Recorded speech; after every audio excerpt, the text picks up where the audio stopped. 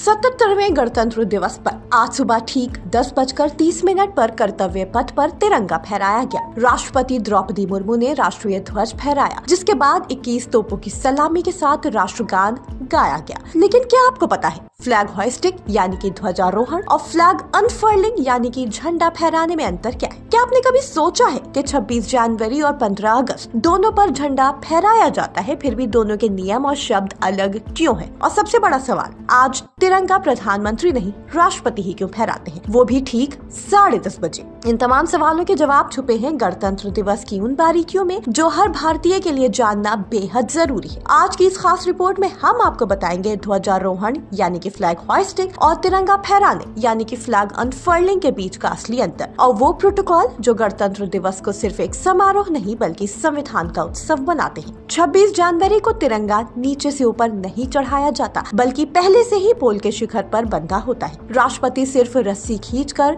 उसे खोलते हैं। यही वजह है कि आज तकनीकी तौर पर अनफर्लिंग कहा जाता है, जिसे हिंदी में झंडा फहराना कहते हैं। वहीं 15 अगस्त को होता है फ्लैग होइस्टिंग, जब तिरंगा नीचे से ऊपर ले जाकर फहराया जाता है, नए राष्ट्र के जन्म के प्रतीक के तौर पर। अब सवाल उठता है, सुबह 10:30 बजे ही क्यों? असल में गणतंत्र दिवस की पूरी टाइमिंग प्रोटोकॉल से तय होती है। गणतंत्र दिवस समारोह की शुरुआत राष्ट्रपति भवन से होती है। राष्ट्रपति भवन से कर्तव्य पथ के लिए निकलते हैं और इसी क्रम को ध्यान में रखते हुए 10:30 का समय तय किया गया है। इतना ही नहीं, 26 जनवरी 1950 को भारत के पहले राष्ट्रपति डॉक्टर राजेंद्र प्रसाद ने सुबह करीब 10:24 पर शपथ ली थी और उससे कुछ ही मिनट बाद भारत को संप्रभु लोकतांत्रिक गणराज्य घोषित किया गया। उसी ऐतिहासिक पल की याद में आज भी तिरंगा ठीक 10:30 बजे फहराया जाता है। इसके पीछे मौसम का भी गणित है। इस समय तक दिल्ली की धुंध कम हो जाती है, जिससे फ्लाई पास्ट के दौरान वायुसेना के विमानों में विजिबिलिटी बेहतर रहती है। अब सबसे अहम सवाल, आज तिरंगा राष्ट्रपति ही क्यों फहराते हैं, प्रधानमंत्री क्यों नहीं? 15 अगस्त को दिल्ली के लाल किले से प्रधानमंत्री ध्वजारोहण करते हैं क्योंकि वो देश के राजनीतिक प्रमुख हैं। लेकिन 26 जनवरी संविधान का दिन है और राष्ट्रपति होते हैं देश के संवैधानिक प्रमुख,